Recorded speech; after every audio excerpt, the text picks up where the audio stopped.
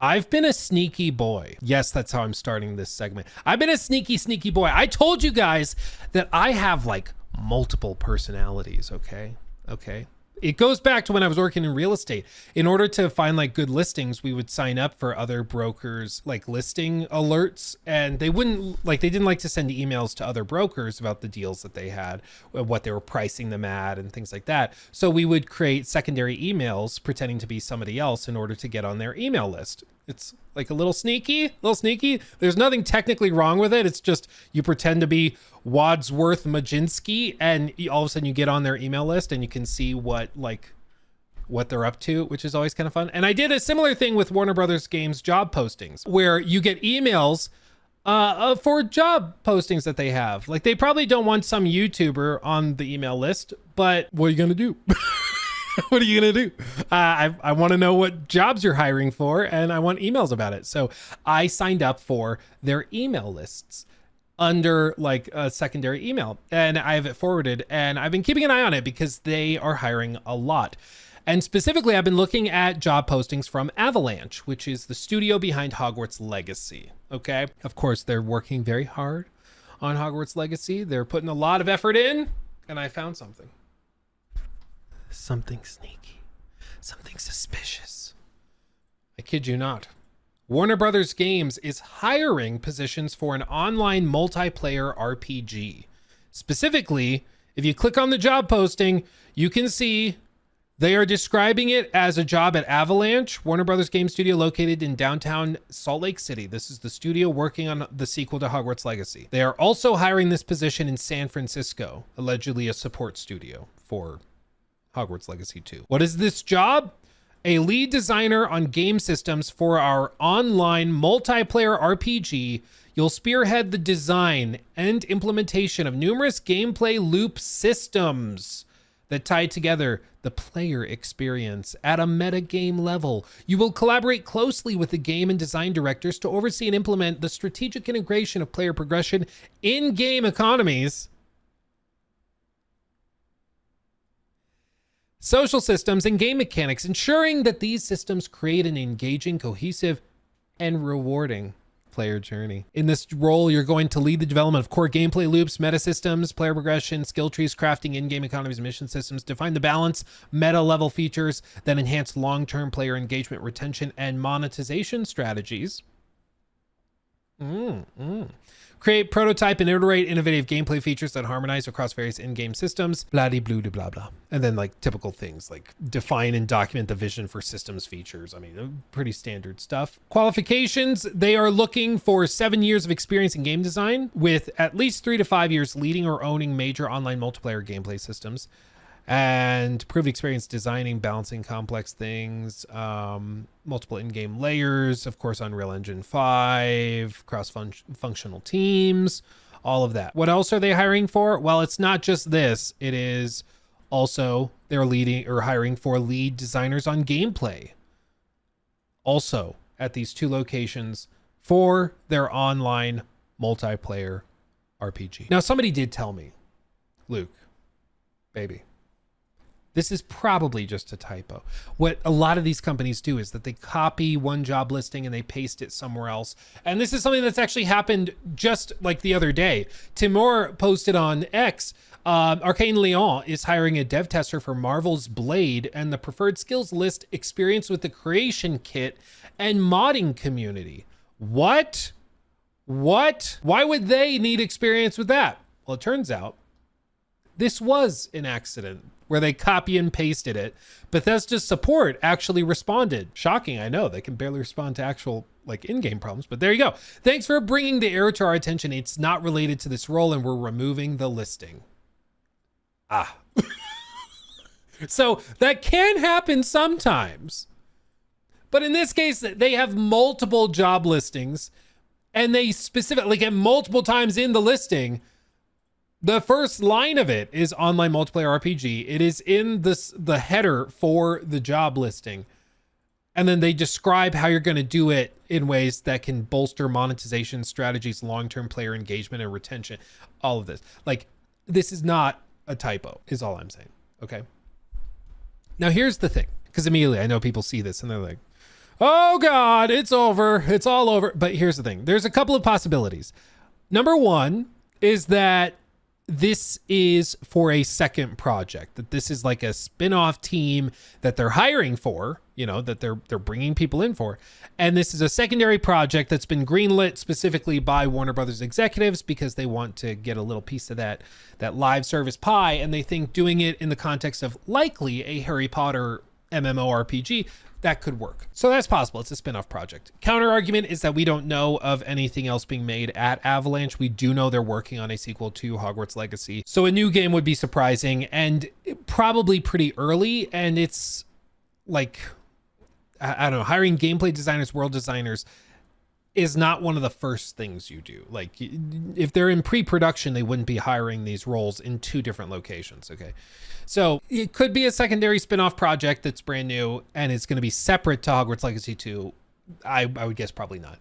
The other, option is that this is for Hogwarts Legacy 2, and it's possible that Hogwarts Legacy 2 has like a sort of GTA setup or a Red Dead setup in terms of online with the single player. They have a single player mode and story, and then they have a like an online version of the game you can load into that shares a map but has different like core gameplay loops and systems and stuff. Could be something like that. Or Hogwarts Legacy 2 has just been like evolved into sort of an MMO or co-op RPG or something like that. Either way, does any of this, like, what do we take away from it? Well, for one, it reaffirms what we've heard from Warner Brothers executives, which is that they want to make more of their IP into bigger live service projects. They've talked about this to investors publicly, very openly, and they seem to be doubling down on it. So it goes in line with what we would expect, okay, from what they've said publicly. The other thing that's important to note, I guess, is that this does not necessarily mean that this is bad, okay? I do think there is a version of like an open world MMORPG in the world of Harry Potter that could work. A lot of people were hoping that Hogwarts Legacy would be that. People forget, but one of the most commonly searched questions with regard to Hogwarts Legacy when it launched was whether it was co-op, because people wanted to play it with their friends, wanted to go to classes together and stuff. And I do think that there is a world in which you could have an MMO in the world of Harry Potter where you can play with your friends. And I think it could work. The odds of it working are not super high because, it's not, shocker, it's not easy to make a successful MMO RPG. But there is a version of that game I think that could work. But the reason why I think this is notable is because, in my view, in my humble opinion, one of the reasons Hogwarts Legacy stood out so well back in 2023 was because it was so unlike everything else Warner Brothers was putting out. It was so unlike what a lot of other companies were putting out. It was just a pretty solid open world single player game that wasn't trying to nickel and dime you every step of the way. It was overflowing with content. And while it wasn't a masterpiece, in my opinion, I thought it was a really solid game for the price point, and I thought they did a really good job with it. This just worries me that they are now going to be like, okay, so we've got the audience, they're interested. Okay, let's milk them dry. That's my concern, especially when I see in job listings for lead designers. Again, this is game systems, so I guess it makes sense that you have monetization strategies. A game systems designer would need to be involved with, like, are there cosmetics? Okay, how do the cosmetics work? Are we gonna like sell some? Okay, well, now we need to plan for that, design around it. So it could be something as minimal as like skins or skin packs in this game, which I don't think is a big deal.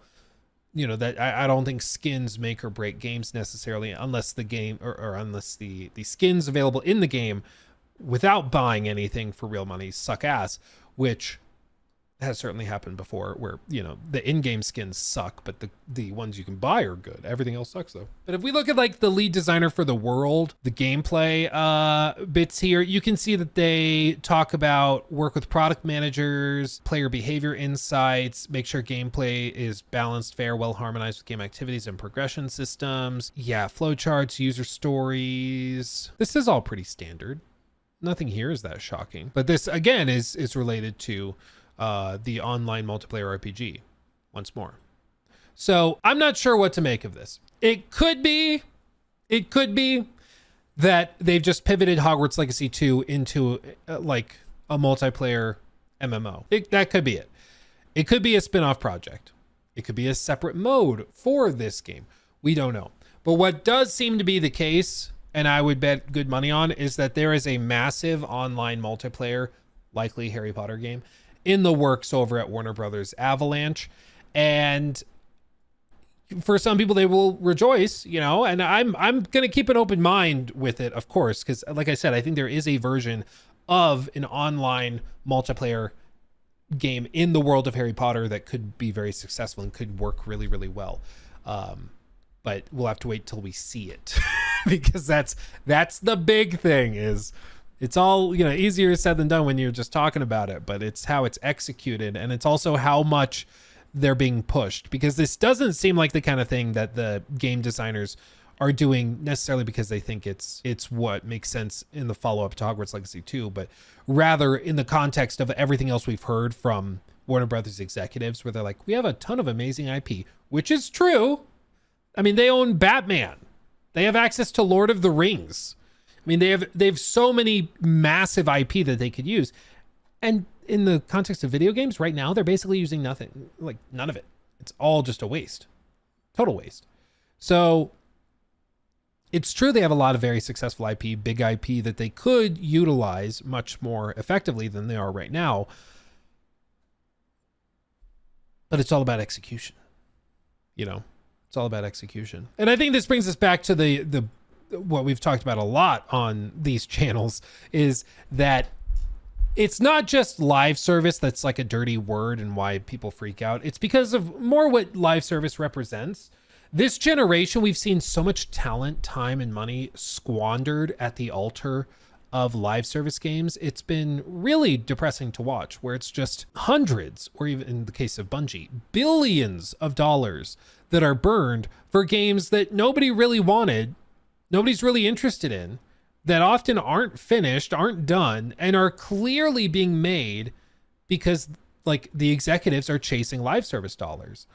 And it wastes time and money and resources that could have been spent in more, I think, effective and enjoyable areas. You know, it's really, really frustrating to see basically half of an entire generation feature far less games than it normally would from first party devs, because they're spending so much time and money making live service slop that nobody wants. And it's possible, you know, every once in a while you get a live service game that's actually really good and you're like, oh, this is awesome. I'm glad to have this. This is not live service slop. This is live service charcuterie. You know, this is good. I like this. But those are rare, unfortunately. You know, they're kind of the exception to the rule. And the rule this generation has been that live service stuff tends to be soulless, lifeless, and sucky, I think is the technical term.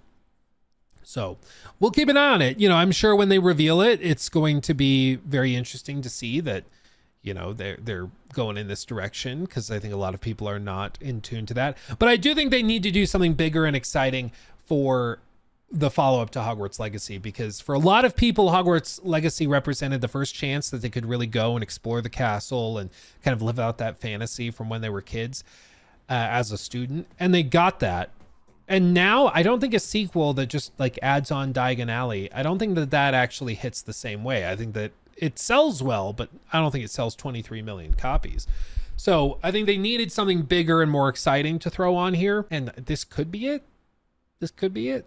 Maybe. I mean, I could see if it's a really good MMORPG in the world of Harry Potter, where you play as like a student and the long-term progression is tied to you leveling up. And then after a certain point, like the end game is you graduating, and then you can work with the ministry and you can go after, I don't know, Death Eaters or whatever. Like there's a way to make that game work in a way that's really fun. And I could see enjoying it, but we just have to see.